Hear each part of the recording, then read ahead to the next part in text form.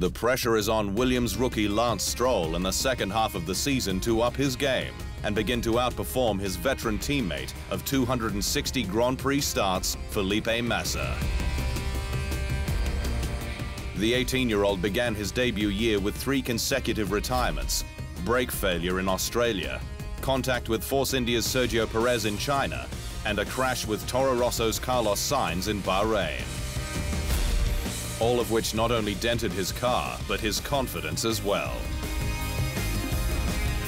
But the Canadian, the first to race in Formula One since Jacques Villeneuve in 2006, put the start of the season behind him by scoring points, coming home 9th in Montreal.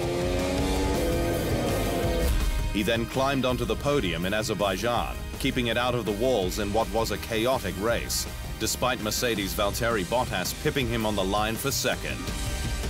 Yeah, it was a great weekend for us. It was a great day. Coming into it, I don't think we expected a podium, but it was a crazy race. So much happened, and we just had a clean day and took home a solid 3rd place.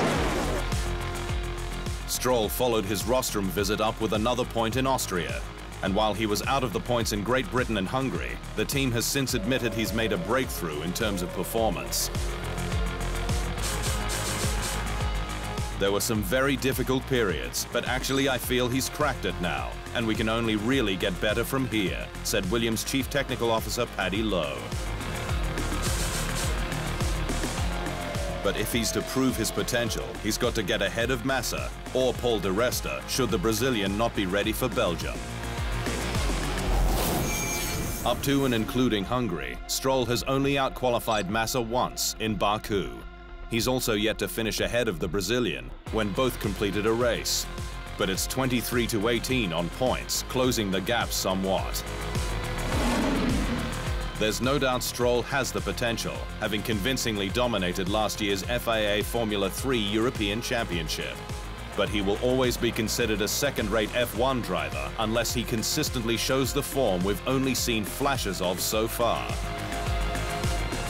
Especially with the extensive testing program he's had in Williams' 2014 car, more than any other recent rookie, with tests around the world and in between races this year. Looking forward to now we've settled into this season to see what the remaining races are going to be like for us. TheInsideLine.com for everything Formula One.